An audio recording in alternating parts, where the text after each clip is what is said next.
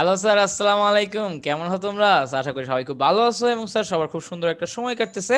আচ্ছা স্যার, ঠিক আছে স্যার, চলো তাহলে আমরা আজকে যে আমাদের 10.1 প্রায় শেষের দিকে ছিল আর একটা টাইপের অঙ্ক বাকি ছিল। আমরা আজকে ওই একটা টাইপের অঙ্ক করব। এরপর আমরা 10.3 তে শিফট করবো স্যার, ঠিক আছে? আচ্ছা, তো যে 10.1 এর আগের ভিডিওগুলো যারা যারা দেখুন এগুলো দেখে আসতে হবে, কারণ আমরা যেটা বললাম আমরা সামনের দিকের অধ্যায়গুলো না পারলে, আমরা শুরুর দিকের অধ্যায়গুলো যদি না পারি তাহলে সামনের দিকের অধ্যায়গুলো পারবো না। আমাকে অবশ্যই অবশ্যই অবশ্যই আগে শুরুর দিকের অধ্যায়গুলো খুব ভালো মতো পারতে হবে, ঠিক আছে? আচ্ছা ঠিক আছে। তো আমরা তাহলে যে দিন অঙ্ক বাকি ছিল ওগুলো করে নেই। তো তাহলে স্যার আমরা ওই যে এসু আহমেদ স্যারের বইয়ের 6 নম্বর অঙ্কটা, মানে তোমাকে বললাম না এই অঙ্কগুলো সবার বই আছে, যে বই তুমি করো না কেন, নর্মাল অঙ্ক। যেমন ধরো আমাদের এখানে 6 এর 2 নম্বর অঙ্কটা কি ছিল? 6 এর 2 নম্বর অঙ্কটা ছিল integration of cos theta divided by sine square theta. তোমার কাছে যদি বই নাও থাকে তাহলে তো আমাদের এখানে কোশ্চেন লিখেই করি, তাই না? তো তোমার প্রবলেম হবে না, ওকে? আচ্ছা ঠিক আছে। তো এখন দেখো স্যার, আমি কি করতে পারি চাইলে, এখন এইখানে আমি একটা কাজ করতে পারি, ঠিক আছে? এখন দেখো নর্মালি কি কাজ করতে পারি, আমি যেটা করলাম যে এইখানে cos থিটার জায়গায় cos থিটা থাকলো, এবং এই যে sin স্কয়ার থিটা আছে না, এগুলো থাকলেই হবে sin theta into sin theta. কারণ আমার sin স্কয়ার থিটা লেখা যেই কথা, আমি তো ভাঙা লিখতেই পারি। একইভাবে আমার যদি sin কিউব থিটা থাকতো, ওগুলা কিভাবে লিখতাম? ওগুলাকে লিখতাম sin theta into sin theta into sine theta, এভাবে লিখতাম, তাই না? ভেঙে ভেঙে লিখতাম। আচ্ছা ঠিক আছে, আমরা ভেঙে ভেঙে লিখলাম, সমস্যা নাই। আচ্ছা, এইটুকু বুঝতে পারছি। এখন আমার cos থিটার সাথে কিছু নাই মানে কি, একটা ওয়ান আছে না? একটা ওয়ান তো আছে, তাই না? তো এই দেখো, এরা মিলে হয়ে গেল এখন আমার এক এক পার্ট, আর এরা মিলে হয়ে গেল এক পার্ট। তো তাহলে কি দাঁড়াইলো? আমার 1/sin থিটা, এই যে আমার 1/sin থিটা, এটাকে আমরা লিখতে পারি কোসেক থিটা, এবং cos theta by sine theta এইটাকে আমরা লিখতে পারি কট থিটা, এইটাকে আমরা লিখতে পারি কট থিটা। এদিকে আমার কি চলে আসলো? ডি থিটা, ঠিক আছে? আচ্ছা, তো এখন স্যার এইটার না একটা সরাসরি ফর্মুলা আছে। কি formula? Minus cosec theta plus C. দেখছো ইজি না? একদম ইজি পিসি। ওকে, তো তাহলে স্যার আমরা এখন করে ফেলাই বইয়ের 3 নম্বর অঙ্কটা। কি দিছে দেখি, ইন্টিগ্রেশন অফ সাইন এক্স, এবং আমরা দেখতেছি ওপরে একটা গোল চিহ্নের মতো কিছু একটা আছে। এখন অনেকে দেখে বিচলিত হয়ে যায়, ভাইয়া ওপরে এই গোল জিনিসটা কি অ্যাকচুয়ালি? ওপরের এই গোল জিনিসটা কিছুই না, এটা দ্বারা বুঝাচ্ছে ডিগ্রি। ওই যে আমরা লিখলাম না 10 ডিগ্রি, 30 ডিগ্রি। তো এইখানে এক্সটা মানে বুঝাচ্ছে এক্স ডিগ্রি, কারণ আমরা তো জানি আমার sine cos tan cot sec cosec এইসব ত্রিকোণমিতিক অনুপাতের মধ্যে যেগুলো থাকে ওগুলো কি, ওগুলো হচ্ছে অ্যাঙ্গেল, ওগুলো হচ্ছে এক একটা অ্যাঙ্গেল বা কোণ, ঠিক আছে?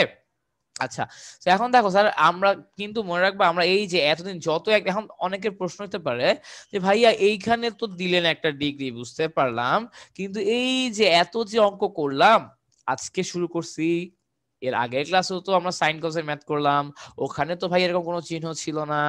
রেডিয়ান হইলে তো ভাইয়া আপনি এই যে একটু এরকম সি এর মতো দিয়ে দিবেন রেডিয়ানের সাইন, কিন্তু ভাইয়া আমরা যদি কিছু না দিয়ে দেই, তুমি ডিফারেন্সিয়েশন এবং ইন্টিগ্রেশনের সময় তুমি ধরে নিবা আমরা রেডিয়ান নিয়ে কাজ করতেছি, তুমি ধরে নেবা আমরা রেডিয়ান নিয়ে কাজ করতেছি। আর আমি যদি ডিগ্রিতে আসি দেন কি করব?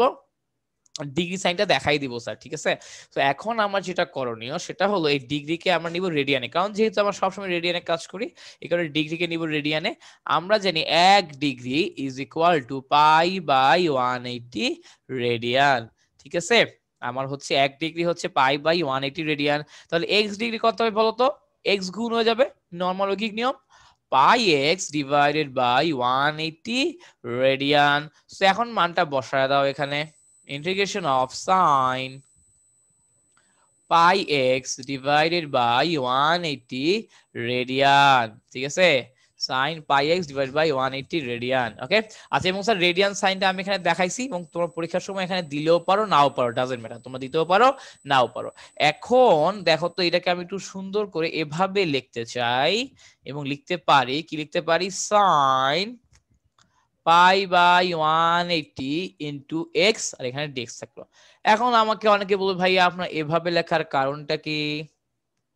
দেখো ভাই, আমরা integration of sine mx dx, এটা সরাসরি ফর্মুলা জানি। এটার সরাসরি ফর্মুলা হচ্ছে minus M cos mx minus M cos M X plus C. এইটা আমার কি হয়ে গেল, এই যে আমার এক্স এর সাথে যে সহগটা থাকে সেটাই আমার হয়ে যায় এম, এক্স এর সাথে আমার যে সহগটা থাকে সেটাই হয়ে যায় এম, ঠিক আছে। তো তাহলে এটা এম হয়ে গেল। ওকে ফাইন, এই দেখো এই যে সুন্দর মতো এম হয়ে গেছে। এখন আমার কাজ হলো ফর্মুলা ফেলে দেওয়া। ফর্মুলা কি? ফর্মুলা হলো আমার ওয়ান, আচ্ছা আমি কি এখানে একটু ভুল লিখছিলাম নাকি? এই যে ফর্মুলা হবে এইটা, দেখি তো ভুল লিখছিলাম নাকি, একটু ব্যাকে এসে দেখি। দেখো আমাদের হচ্ছে ফর্মুলা হচ্ছে এইটা, সাইন এম এক্স ডিএক্স, এটা ফর্মুলা হচ্ছে আমার minus one by m cos mx plus C. Okay, এখানে কিন্তু মাইনাস ওয়ান বাই এম হবে। হ্যাঁ, আমি কি এর আগে এবার শুধু এম লিখছি নাকি জানি না, হয়তো খেয়াল করি নাই। আমার এখানে হচ্ছে মাইনাস ওয়ান বাই এম হবে, ঠিক আছে। আমি আগে কি লিখছি খেয়াল নাই, যদি স্যার আমি শুধু মাইনাস এম লিখে থাকি তাহলে আন্তরিকভাবে দুঃখিত, ভুল লিখছি। আর যদি মাইনাস ওয়ান বাই এম লিখে থাকি তাহলে তো লিখছি, ঠিক আছে। আচ্ছা ওকে, তো গেল স্যার এটা। এরপর দেখো যে হ্যাঁ, তো এখানে কি হবে, ওই যে ফর্মুলা আমার এইটুক হচ্ছে এম। সো প্রথম হচ্ছে one by M, one by M, সামনে মাইনাস আছে, minus one by M cos M X, minus one by M cos M X plus C. এখন এইটাকে যদি উঠায় দেই তাহলে লিখতে পারি minus 180 divided by pi cos pi X divided by 180 plus C. That's it. Okay sir, বুঝে গেছে? এই হচ্ছে অবস্থা। তো আমাদের স্যার 10.1টা আলহামদুলিল্লাহ শেষ। আমরা এখন শুরু করব 10.2। ঠিক আছে, 10.2 তে হচ্ছে স্যার আমাকে যেটা করতে হবে, তোমার হচ্ছে প্রতিস্থাপন করতে হবে, ঠিক আছে। প্রতিস্থাপন পদ্ধতি, কি পদ্ধতি? প্রতিস্থাপন পদ্ধতি। এবং এখানে আমরা আরো কিছু ফর্মুলাও শিখবো, কিছু নতুন নতুন ফর্মুলাও শিখবো, কিছু ত্রিকোণমিতির ফর্মুলা দেখা লাগবে। তো কিছু ত্রিকোণমিতির ফর্মুলা দেখার আগে আমরা হচ্ছে একটা জিনিস একটু শিখে নেই, আমরা হচ্ছে একটা জিনিস একটু দেখে নেই এবং শিখে নেই স্যার, ঠিক আছে। ভাইয়া কি দেখবো, কি শিখবো? চলো দেখি আস্তে আস্তে, তাহলেই বুঝবা। তো ধরো আমার এরকম কিছু একটা আছে, কথার কথা। ধরো আমি তোমাকে বললাম যে, ধরো যে যেমন আমরা কিন্তু প্রশ্নমালা 10 পয়েন্ট শুরু করতেছি, হ্যাঁ ওটা হচ্ছে মোটামুটি আগে এখন বেসিক দিয়ে শুরু করব। তো ধরো আমার এরকম আছে ইন্টিগ্রেশন, ধরো যে 1 plus 2x whole square dx, এবং এরকম টাইপের অঙ্ক তো আমরা 10.1-এ করছি। তো ওই অঙ্কগুলোতে আমরা কি করতাম, আমরা হচ্ছে normal a plus B whole square ওভাবে সূত্রে ভাঙা দিতাম, তাই না? এই যে a square plus 2ab plus B square, এরকম টাইপের কিছু একটা করতাম, তাই না? এরকম টাইপের কিছু একটা করতাম।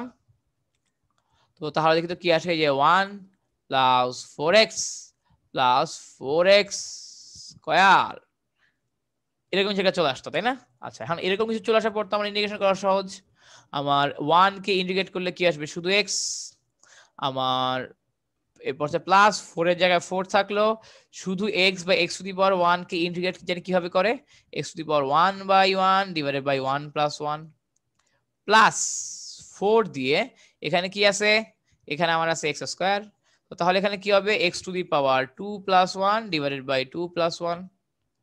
ওকে, এবং লাস্টে কি প্লাস c, ঠিক আছে। এভাবেই তো ইন্টিগ্রেশন করতাম। তাহলে কি হতে হতো, x plus 4 into X square divided by 2 plus 4 into X cube divided by 3 plus C.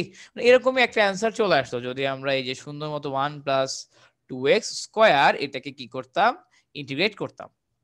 আচ্ছা, এখন কথা হলো যদি আমি এইরকম না দিয়ে, ধর আমি তোমাকে দিলাম এইটা করো তো বাসা ধনরা, এটা করো 1 plus 2x two the power 12 dx, 1 plus 2x two the power 12 dx, তাহলে আমি পাওয়ার বাড়াই দিলাম, বা ধরো দিয়ে দিলাম যে 120, ঠিক আছে, 1 plus 2x two the power 120 dx।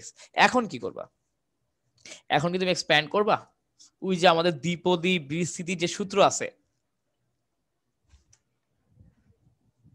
আমাদের দ্বিপদী বিস্তৃতির যে সূত্র আছে a প্লাস এক্স বা 1 plus x to the power n এর যে ফর্মুলা আছে দ্বিপদী বিস্তৃতির, তো তুমি কি হবে এক্সপ্যান্ড করে দিবা?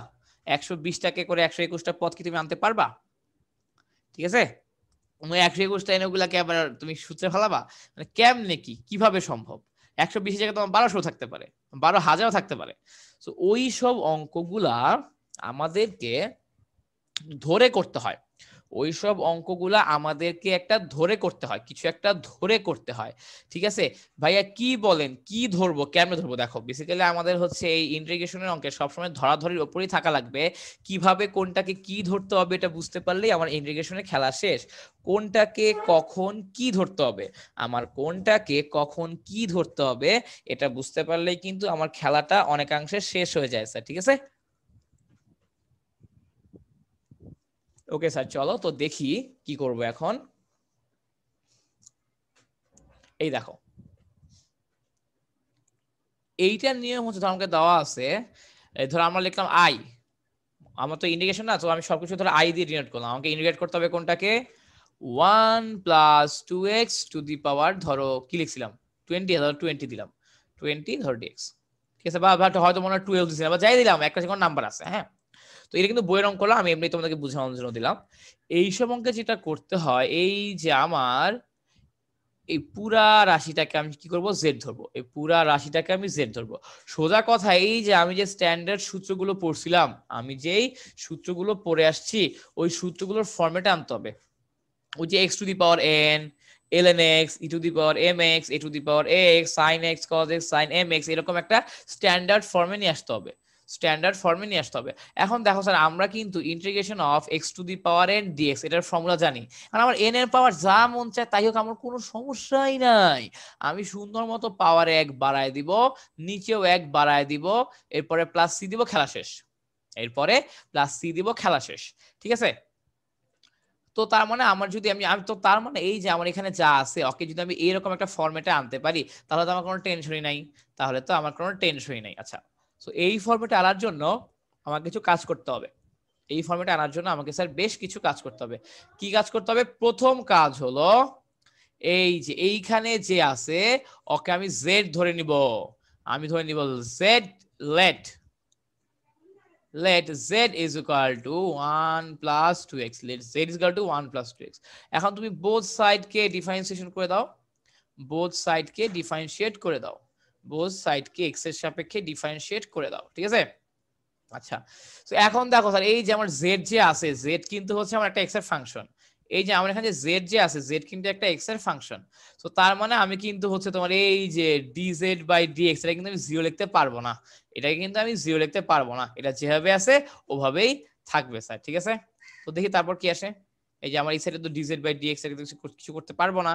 ঠিক আছে, এখন দেখো স্যার, আমাদের 1 কে ডিফারেন্সিয়েট করলে কত আসে? 0। 2x কে ডিফারেন্সিয়েট করলে কত আসবে? 2 এর জায়গায় 2 থাকলো, আর x কে ডিফারেন্সিয়েশন করলে 1 আসে। বুঝো, কিন্তু আমাদের এই যে ধরাধরির ম্যাথে আমরা করতেছি ইন্টিগ্রেশন, বাট যাকে ধরবো ওকে ডিফারেন্সিয়েশন করা লাগবে, মানে এইসব ম্যাথগুলোতে ডিফারেন্সিয়েশন এবং ইন্টিগ্রেশন একই সাথে করতে হয়। ঠিক আছে, কয়েকটা অঙ্ক করি, আরো ভালো মতো ক্লিয়ার হবা। ঠিক আছে, সো এখানে আমি কি করলাম, সুন্দর মতো আমি হচ্ছে জেড ধরলাম, আমার যা আছে এটাকে জেড ধরলাম। কেন জেড ধরলাম? কারণ আমি x to the power n এই টাইপের কিছু একটা আনতে চাই। তো তাহলে স্যার আমি পেয়ে গেলাম dz by dx is equal to, just এখান থেকে কি আসে, জাস্ট আসলে 2, এখন ক্রস গুণ করে মানে হচ্ছে ক্রস করে দাও, তাহলে কি আসবে, dz is equal two 2dx, dz is equal two 2dx। ঠিক আছে, আমরা এখন ভেঙে ভেঙে লিখছি না, এখন থেকে না আর এভাবে ভেঙে ভেঙে লিখবো না, সামনে যত অঙ্ক করবো এখানে আর ভেঙে ভেঙে লিখবো না। এই লাইনের পরই হচ্ছে এই দেখো, আমরা লিখবো z কে ডিফারেন্সিয়েট করলে আসবে dz, এবং 1 প্লাস 2x কে প্রথমে ডিফারেন্সিয়েশন করব, তাহলে কি আসবে 2, 2 এর পরে dx লিখে দিব এখন থেকে। ঠিক আছে, মানে অ্যাকচুয়ালি বেসিক নিয়মটা এভাবেই আসে আর কি, বাট পরীক্ষার হলে আমাদের যেহেতু অনেক অঙ্ক করা লাগবে, সো আমরা হচ্ছে এইভাবে ভেঙে ভেঙে দেখাবো না, ডিরেক্টলি এরকম লিখে দিব।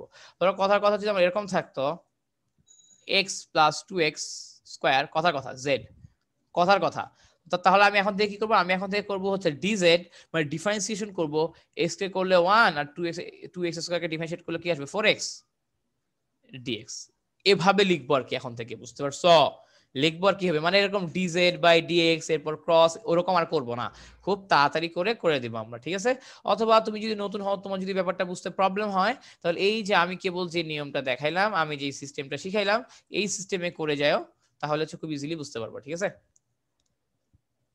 আচ্ছা, ও এখন তো এরকম হইলো, এখন আমি দেখি তাহলে আমার সাবস্টিটিউশন করার পরে কি কি আসে, সাবস্টিটিউশন করার পরে কি কি আসে। তো সুতরাং আমার নতুন আই কি হয়ে যায় দেখি, এই যে 1 প্লাস 2x এদের বদলে আমি কি ধরছি, এদের বদলে আমি ধরছি z। 1 প্লাস 2x এদের বদলে আমি কি ধরছি, এদের বদলে z ধরছি। তাহলে integration of z 1 plus 2x এর বদলে z বসা দিলাম, উপরে 20 এর জায়গায় 20ই থাকলো। এবং স্যার দেখো আমি এখান থেকে কি পাই, আমি এখান থেকে পাই কিন্তু আমার dx is equal to half dz। dx is equal to half dz, ঠিক আছে। আচ্ছা তো লিখে দিলাম half dx equal to half dz, right. আচ্ছা ঠিক আছে। তো এখন দেখো sir h is equal to 1/2 z to the power 20 dz, half z to the power 20 dz, sir ঠিক আছে। আচ্ছা তো এখন দেখো স্যার এই যে, তো এখন কথা হলো এই যে আমি যে সিস্টেম করে সুন্দর করে নিয়ে আসলাম, এখন দেখো এখন কিন্তু ফরম্যাটে পড়ে গেছে। এই যে স্যার আমরা তো এই ফর্মুলা জানি না, এই যে x to the power n dx is equal to কি হবে, x to the power n plus 1 divided by n plus 1 plus c। এখানেও তো ব্যাপারটা সেম, এখানেও তো ব্যাপারটা হুবাহু সেম।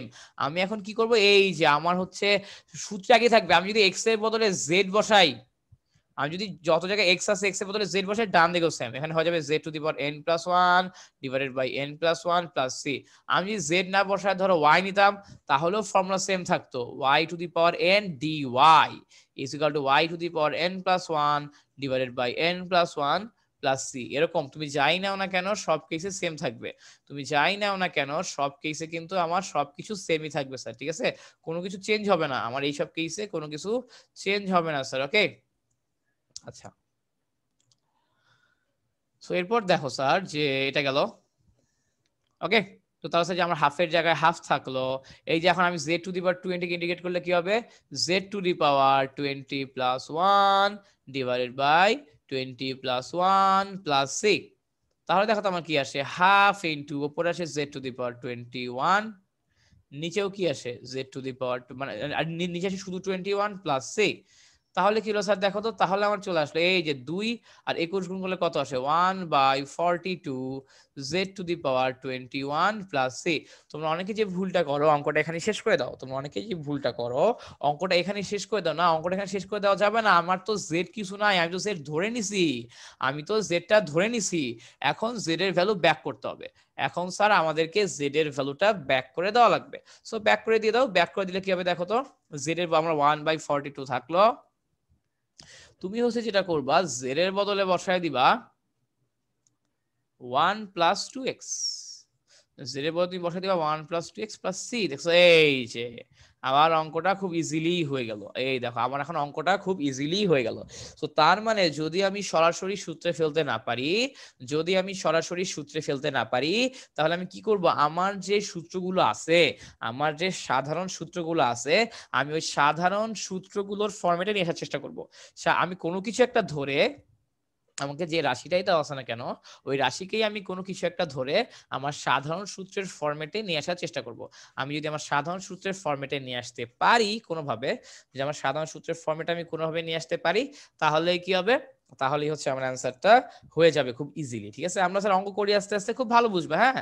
প্রথম প্রথম মনে হতে পারি একটু কেমন কেমন জানি, আমরা আরো 4-5টা অঙ্ক করি, দেন হচ্ছে খুব ইজিলি বুঝতে পারবা, ঠিক আছে।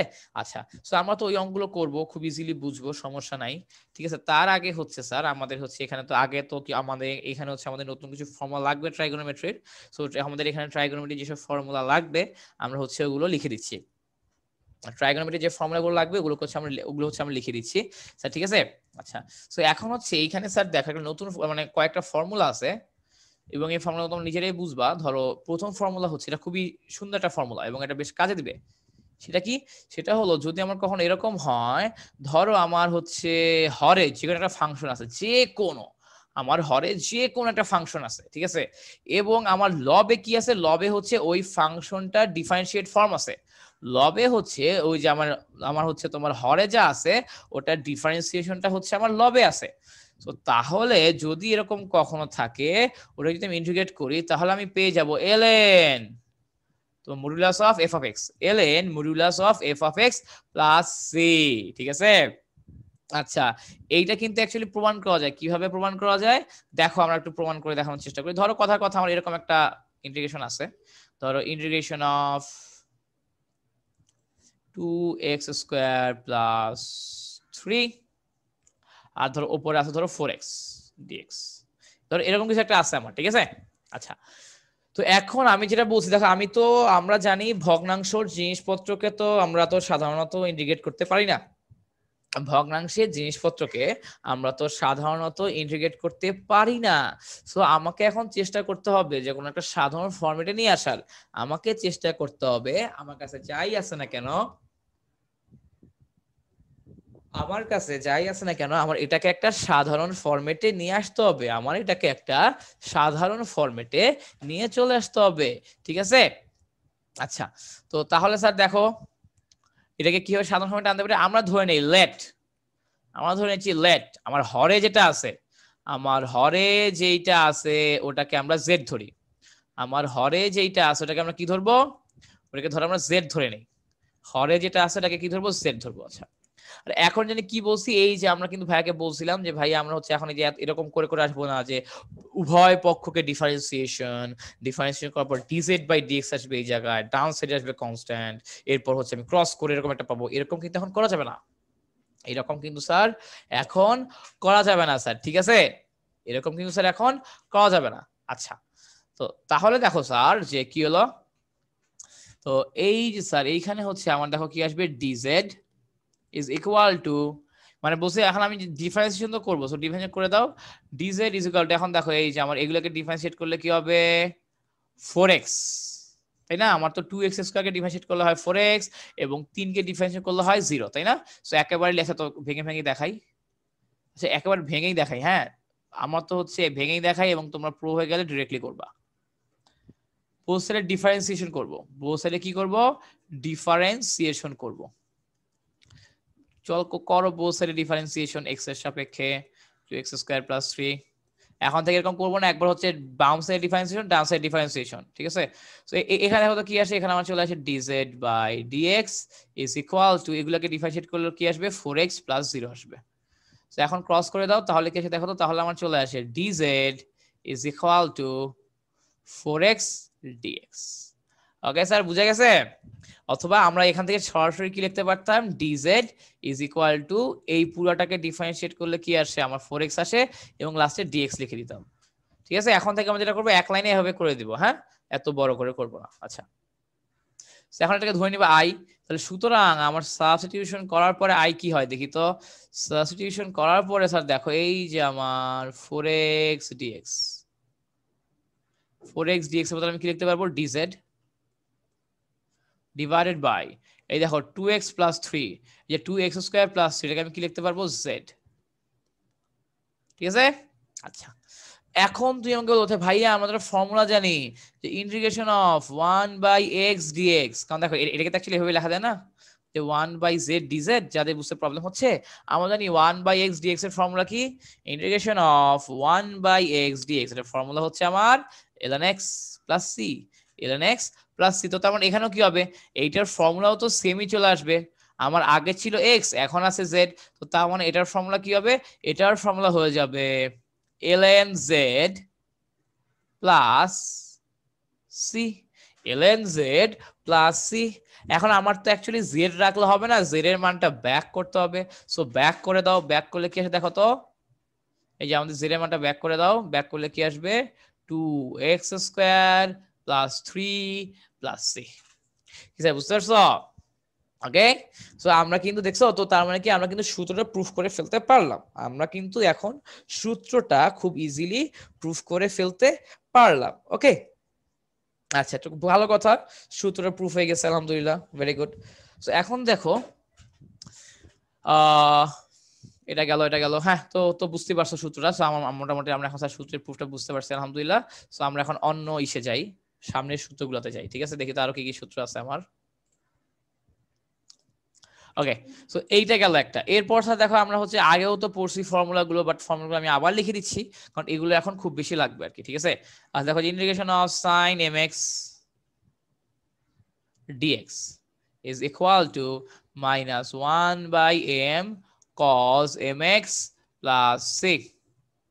3 নাম্বার দেখো integration of cos mx dx এইটার ফর্মুলা কি? এটার ফর্মুলা হচ্ছে আমার sir 1/m sin mx plus C. এখানে একটা জিনিস লক্ষণীয়, সেটা হলো দেখো আমার অ্যাঙ্গেল মানে আমার সাইনের ভেতর যেটা থাকে ওটাই তো আমার অ্যাঙ্গেল, আমার সাইনের ভেতর যেটা থাকে ওটাই তো হচ্ছে আমার অ্যাঙ্গেল, তাই না? বাট দেখো আমার অ্যাঙ্গেল কিন্তু কখনো চেঞ্জ হবে না, অ্যাঙ্গেল ভেতরে যা ছিল তাই থাকবে। অনেকে যেটা করে, অনেকে হচ্ছে এইখানে এই যে অনেকে লেখে হবে দেখো -1/m দেয়, ঠিক আছে, বাট এই যে এখানে লেখে cos x, এখানে আর cos mx দেয় না। সো তুমি যদি এরকম ভুল করো তাহলে তো অ্যাকচুয়ালি আমার তো তোমাকে শূন্য দেওয়া ছাড়া ওয়ে নাই, আমার তো তোমাকে, তুমি যদি এরকম লিখো আমার তো তোমাকে শূন্য দেওয়া ছাড়া আর কোনো ওয়ে নাই, ঠিক আছে? সো এরকম লেখা যাবে না, ঠিক আছে? আচ্ছা, সো ভালো কথা স্যার, আমরা একটু বুঝে গেছি, কোনো প্রবলেম নাই। এরপর দেখো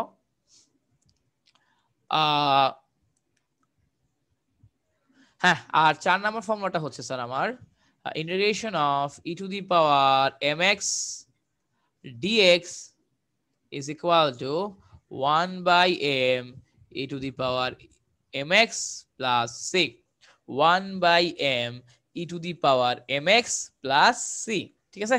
আচ্ছা, চারটা ফর্মুলা আমার খুব বেশি লাগবে, এবং আমরা তো তোমরা দেখতেছোই যে আমরা যে এর আগে অঙ্কগুলো করলাম 60% অঙ্ক, 60 কি 70% অঙ্ক ছিল ত্রিকোণমিতির, 60 কি 70% অঙ্ক ছিল আমার ত্রিকোণমিতির। এখানেও সেম, এখানেও আমার প্রচুর ত্রিকোণমিতির ব্যাপার স্যাপার আছে। তো এই কারণে হচ্ছে আমরা ওই যে ত্রিকোণমিতি চ্যাপ্টার 7 এর যে ফর্মুলাগুলো পড়ছি ওগুলো হচ্ছে আমার এখানেও লাগবে। সো যেই ফর্মুলাগুলো লাগবে ওই ফর্মুলাগুলো আমি হচ্ছে আরেকবার লিখে দিচ্ছি, তোমরাও হচ্ছে আমার সাথে সাথে লিখে ফেলো, তাহলে যেটা হবে আরেকবার প্র্যাকটিস হয়ে যাবে, তাহলে হচ্ছে ফর্মুলাগুলো আমার আরেকবার প্র্যাকটিস হয়ে যাবে স্যার, ঠিক আছে? সো ফর্মুলাগুলো কি ভাইয়া? তো চলো দেখে ফেলি ফর্মুলাগুলো আমার কি কি ছিল। এই দেখো স্যার আমাদের ত্রিকোণমিতির ফর্মুলা 1 নাম্বার হচ্ছে তোমার এই যেটা দেখো আমাদের হচ্ছে তোমার 2 sin a cos b, ধরো 2 sin a cos b আছে, ঠিক আছে? এইটাকে আমি এক্সপ্যান্ড করে কি লিখতে পারবো? এটাকে এক্সপ্যান্ড করে আমি লিখতে পারবো sin a plus b plus sin a minus b plus sin a minus b। ওকে, এরপর দেখো 2 নাম্বার, 2 নাম্বার কি? 2 নাম্বার হলো 2 cos a sin b, 2 cos a sin b is equal to দেখো স্যার আমরা কিন্তু যে ত্রিকোণমিতি পড়ানোর সময় তোমরা তো শিখছিলা যে আমার যদি শুরুতে সাইন থাকে পরে কস থাকে তো তাহলে কি হয়, তাহলে হচ্ছে মাঝখানে প্লাস আসে, মাঝখানে প্লাস চলে আসে। কিন্তু যদি আমার প্রথমে কস আসে পরে যদি সাইন আসে তাহলে কি হবে?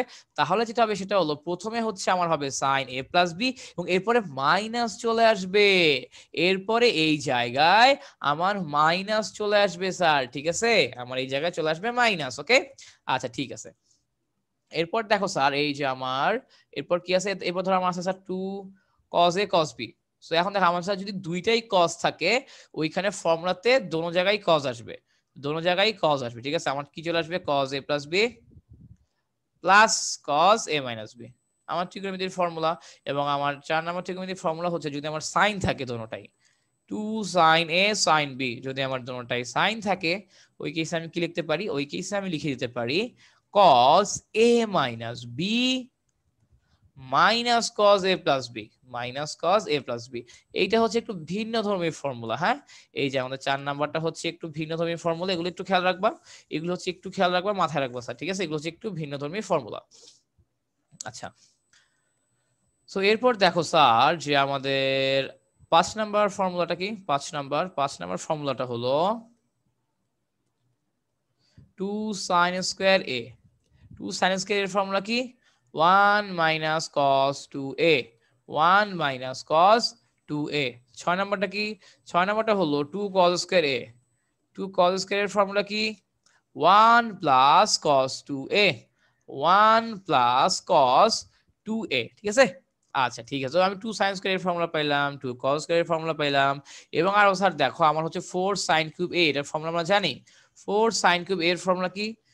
ভাইয়া এটা তো জানি না স্যার। দেখো হ্যাঁ তুমি জানো, আমরা দেখো স্যার দুইটা জিনিস জানতাম, sin 3 এর ফর্মুলা জানতাম, sin 3a এটার ফর্মুলা হচ্ছে 3 sin a minus 4 sin cube a, এবং আরেকটা ফর্মুলা জানতাম cos 3 এর জন্য, cos 3a এটার ফর্মুলা হচ্ছে 4 cos cube a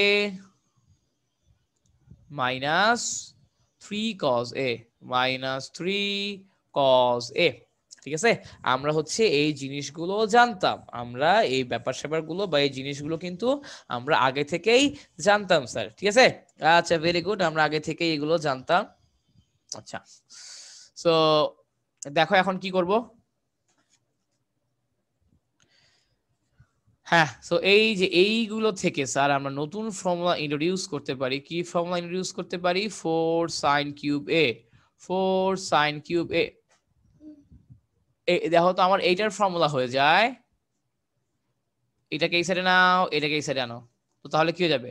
3 sin a minus sin 3a, minus sin 3a। ওইটা এখানে লিখে দাও। 4 sin কিউব এর ফর্মুলা হচ্ছে 3 sin a minus sin 3a। ওকে, আচ্ছা ঠিক আছে। আচ্ছা, তো এরপর দেখো স্যার, এই যে আমরা একটু সামনে আগাই,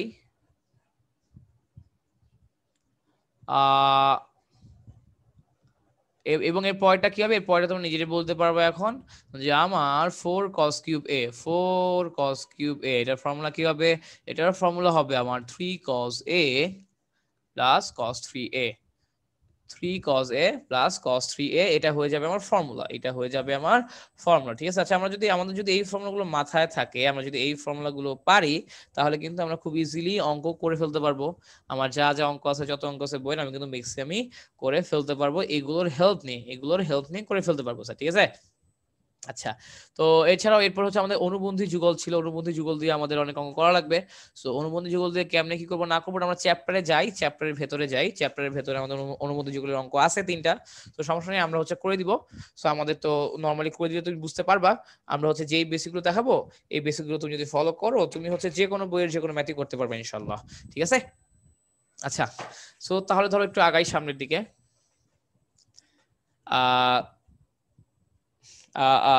কি আসে দেখি। হ্যাঁ, তো এখন দেখো স্যার, যে আমার প্রশ্নমালা 10.2 শুরু হলো। প্রশ্নমালা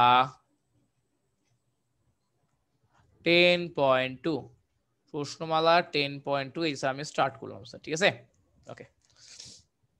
তো এখন দেখো স্যার, যে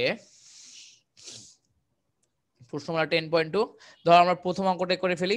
ঠিক আছে, কারণ আস্তে আস্তে আমরা মোটামুটি অঙ্কগুলো করবো, বুঝবো, ইজি স্যার। হ্যাঁ, সো তোমাদের সুবিধার জন্য আমি কিন্তু অনেকগুলো ম্যাথ করে দিব, এবং ইনশাআল্লাহ তোমরা ভয় পাবো না, কারণ আমাদের কিন্তু এই ইন্টিগ্রেশনটা হচ্ছে খুবই ভয়ের একটা জায়গা। আমাদের এই ইন্টিগ্রেশনটা হচ্ছে খুবই ভয়ের একটা জায়গা। ঠিক আছে, আচ্ছা, তো ধরো যে আমাদের ধরো যে 1 নাম্বার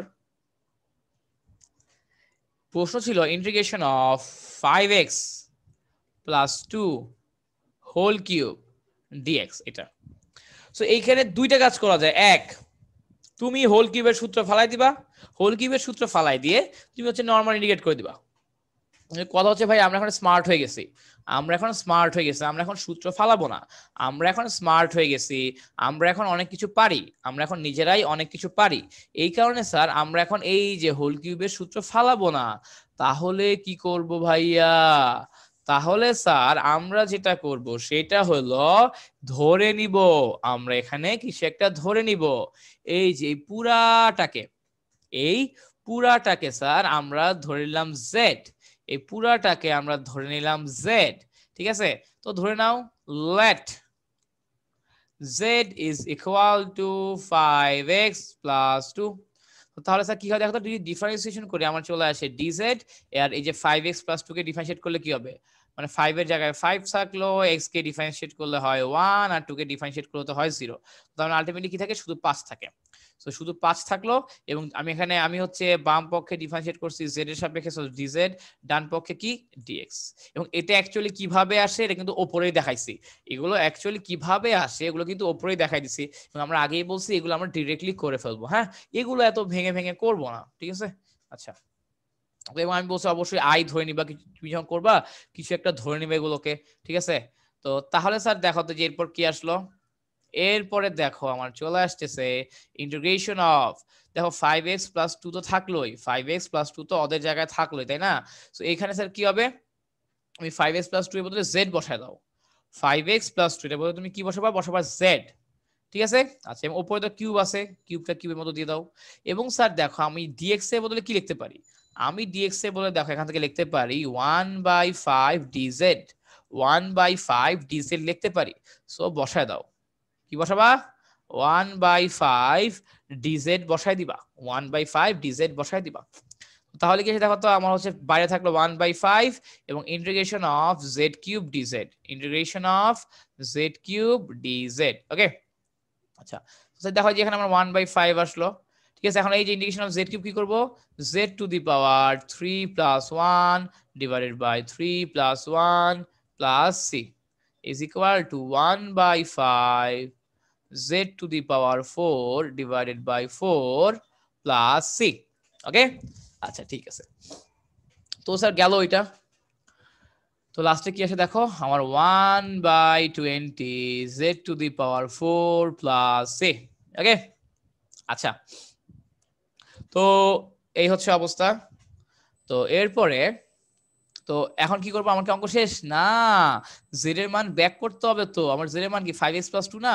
সো বসা দাও 1/20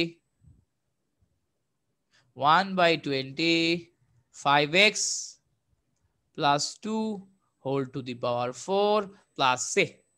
কি স্যার ঠিক আছে? Okay, 1/20 5x + 2 whole to the power 4 plus C. C লিখতে ভুল করা যাবে না। এবং স্যার দেখো এই যে আমার হচ্ছে স্যার ব্রিজটা করলে কি হতো, লেন্থ অনেক বড় হইতো, বাট এখন আমরা এই যে অঙ্কটা ধরে করাতে অঙ্কটা কি হয়ে গেছে, অনেক ছোট হয়ে গেছে। আমরা অঙ্কটা যেহেতু ধরে করছি আর অঙ্কটা কিন্তু ছোট হয়ে গেছে, আমার অঙ্কটা অনেক ছোট হয়ে গেছে স্যার। ঠিক আছে, ওকে, আচ্ছা ঠিক আছে। সো এরপর দেখো স্যার যে আমার কি হবে, 3 নাম্বার হলো integration of √1 - x dx, integration of √1 - x dx এরকম কিছু একটা চলে আসলো স্যার, এরকম কিছু একটা চলে আসলো। ওকে, আচ্ছা মানে এরকম কিছু একটা প্রশ্নে দিয়ে দিছে, আমাকে চলে আসে না, এরকম একটা প্রশ্নে দিয়ে দিছে এবং আমি বরাবর এটাকে একটা আই ধরে নিব। এখন দেখো স্যার আমরা কিন্তু এই যে এরকম এই যে √1 - x এর কিছু জানি না, কিন্তু এই টাইপের একটা জিনিসের ইন্টিগ্রেশন আমরা জানি। কোনটা? এই যে ইন্টিগ্রেশন অফ √x dx। ঠিক আছে, আমি তো স্যার আর ইন্টিগ্রেশন অফ 1 - x এটা জানি না, কিন্তু আমি ইন্টিগ্রেশন অফ √x এর ইন্টিগ্রেশন কি হবে এটা জানি। এটার ইন্টিগ্রেশন কি হবে এটা কিন্তু আমরা জানি, প্লাস বের করতে পারবো। কেমনে পারবো? দেখো এই যে আমরা এখানে কি হয়ে যাবে, x to the power half dx হয়ে যাবে। ঠিক আছে, এরপর কি করব, আমার হচ্ছে x এর পাওয়ার 1 বেড়ে যাবে, আমার x এর পাওয়ার হচ্ছে 1 বেড়ে যাবে এবং নিচেও 1 বেড়ে যাবে। এরপর কি দিব? প্লাস সি দিব। ঠিক আছে, এরপর ক্যালকুলেশন করে যা আসে তাই। মানে সোজা কথা আমি তো ইন্টিগ্রেশনটা করতে পারবো, আমি তো ইন্টিগ্রেশনটা করতে পারবো, আমি তো অ্যাকচুয়ালি কোথাও আটকাবো না। ঠিক আছে, আমি তো কোথাও আটকাচ্ছি না। ওকে, আচ্ছা সো এখন দেখো স্যার যে তোমার এই যেটা গেল, এখন আমার কাজ কি? এখন আমার কাজ হলো কিছুই না, এখন আমার কাজ হলো কিছুই না। কি করবো দেখো, এইটাকে জেড ধরে নিব। যদি আমি এই যে 1 - x কে যদি জেড ধরি, তাহলে আমি √z টাইপের কিছু একটা পেয়ে যাব। আর √z টাইপের কিছু একটা পেয়ে গেলে ডিরেক্ট এই যে এই টাইপের একটা ফর্মুলা পড়ে যাবে, ডিরেক্ট এই টাইপের একটা ফর্মুলা পড়ে যাবে স্যার। ঠিক আছে, আচ্ছা ফাইন। তো চলো ফর্মুলা ফেলে দেই। তো চলো আমরা খুবই দ্রুততার সাথে ফর্মুলা ফেলে দেই। ওকে, আচ্ছা তো দেখো স্যার তাহলে কি আসে। তাহলে স্যার দেখো যে এখান থেকে আমি হচ্ছে ধরে নেই লেট আমার, আমি কিন্তু স্যার যে √1 - x কে কিন্তু আবার জেড ধরো না, এই √1 - x এই পুরোটাকে কিন্তু আবার জেড ধরো না। অনেকেই যে ভুলটা করো তোমরা, তোমরা হচ্ছে আবেগে আবেগে ওরে ধর যা আছে সব পুরোটাকে জেড ধরে ফেলো, কিন্তু না, ধরা যাবে না, পুরোটাকে ধরা যাবে না। আমাদের স্ট্যান্ডার্ড, আমাদের ফর্মুলা কি? আমরা তো স্যার হচ্ছে √x এর ফর্মুলা জানি, তাই না? সো এই কারণে আমার ভেতরে যারা আছে ওদেরকে ধরতে হবে জেড, আমার ভেতরে যারা আছে ওদেরকে জেড ধরতে হবে, এরকম রুট সহ জেড ধরা যাবে না। এখন এই যে তোমরা খাতায় নোট খাতার পাশে এরকম ক্রস দিয়ে লিখে রাখো যে √1 - x এই পুরোটাকে জেড ধরা যাবে না, এই পুরোটাকে জেড ধরা যাবে না। সো তুমি যদি এইভাবে একটু লিখে রাখো খাতার পাশে, তাহলে যেটা হবে তুমি যখন আবার একটু রিভিশন দিবা পরীক্ষার আগে, সো এগুলো হচ্ছে তোমার ব্রেইনের নিউরনকে উদ্দীপ্ত করবে, নিউরনকে উদ্দীপ্ত করার কারণে তোমার কিন্তু এগুলো মাথায় খেয়াল থাকবে। ঠিক আছে, আমাদের মস্তিষ্কের স্মৃতি সংরক্ষণ করে কে? নিউরন, তাই না? ঠিক আছে, এগুলো তো আমরা মোটামুটি জানি। ঠিক আছে, সো এই ব্যাপারগুলো একটু খেয়াল রাখা লাগবে। ওকে, আচ্ছা তো কি আসে দেখি। আচ্ছা, সো এরকম কিছু একটা আসলো। হ্যাঁ, এখন তোমার জেড ধরে ফেলো, আমরা ধরি let Z is equal to 1 minus X dx. হ্যাঁ, শুধু 1 মাইনাস এক্স, ডিএক্স এর জায়গায় ডিএক্স থাকবে। এখন কি করবো, ডিফারেন্সিয়েট করবো বোথ সাইডে। সো জেড কে ডিফারেন্সিয়েট করলে আমরা নরমালি কি আসবে, ডিজেড। আচ্ছা, এবং দেখো 1 মাইনাস এক্স, 1 কে ডিফারেন্সিয়েট করলে কি আসে, 0 আসে। মাইনাস এক্স কে ডিফারেন্সিয়েট করলে কি আসে, 1 আসে। এবং কি থাকবে, ডিএক্স হবে, যেহেতু আমার ডান পক্ষে এক্স এর সাপেক্ষে ডিফারেন্সিয়েশন হয়েছে, এবং অ্যাকচুয়ালি এটা আসলে কিভাবে আসলে ওটা আমি উপরে দেখাইছি। তো তাহলে তাহলে সাথে দেখো তো কি হলো, আমার dz is equal to minus dx, dz is equal to minus dx চলে আসলো। অথবা আমি এখান থেকে বলতে পারি আমার dx is equal to minus dz. ওই বোথ সাইডে -1 দিয়ে গুণ দিয়ে দিলাম, বোথ সাইডে -1 দিয়ে গুণ দিয়ে এখান থেকে বলতে পারি আমার dx is equal to minus dz. আচ্ছা, সো এরপর দেখো স্যার, এই যে আমার integration of root over 1 minus X, এটা বদলে কি লিখবো, এটার বদলে আমরা লিখে দিব, এই দেখো আমি তো এইটার বদলে কি জানি লিখছি, জেড। সো জেড বসা দাও, রুট জেড। এরপর স্যার ডিএক্স এর বদলে কি লিখতে পারি, মাইনাস ডিজেড। সো বসা দাও মাইনাস ডিজেড। এখন মাইনাসটাকে একদম সামনে নিয়ে আসো, তাহলে কি হলো, integration of root Z dz. এই যে এখন একটা ফর্মুলা, এখন একটা সিস্টেমে আসছে, একটা ফর্মে আসছে, এবং আলহামদুলিল্লাহ এই ফর্মটার ইন্টিগ্রেশন কিভাবে করতে হয় আমরা জানি।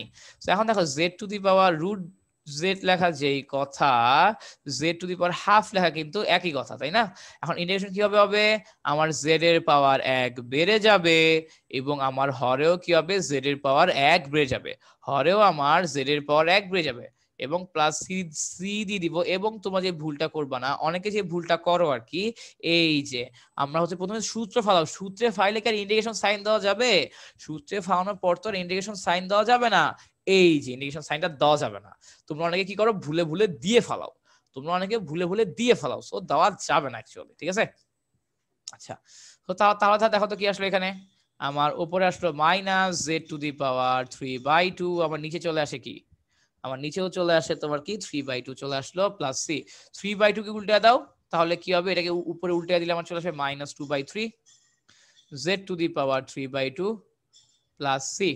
আচ্ছা, সো -2/3, আমার জেড এর বদলে কি লিখবো, দেখো আমি জেড বলে লিখতে পারি 1 minus X, 1 minus X to the power 3/2, 1 minus X to the power 3/2 plus C. Okay sir, এই যে এটাই হয়ে যাবে আমার অ্যান্সার, এটাই হয়ে যাবে আমার অ্যান্সার। আমি কি স্যার তোমাকে বুঝাইতে পারছি? ঠিক আছে, ওকে, এরকম একটা অ্যান্সার আমার চলে আসবে। তো এই যে আমাদের এই চ্যাপ্টার অঙ্কগুলো এরকমই সহজ সহজ। ঠিক আছে, সো আমরা তো হচ্ছে সামনে ক্লাসগুলোতে হয়তো আরো এরকম আরো অনেক অঙ্ক করব, এরকম অঙ্কগুলো করলেই তোমরা খুব ইজিলি ধরতে পারবা, বুঝতে পারবা স্যার। ঠিক আছে, তো ইনশাআল্লাহ তোমাদের সাথে দেখা হবে পরবর্তী ক্লাসে। ততদিন পর্যন্ত স্যার সবাই ভালো থাকো, সুস্থ থাকো, সবাইকে আল্লাহ হাফেজ।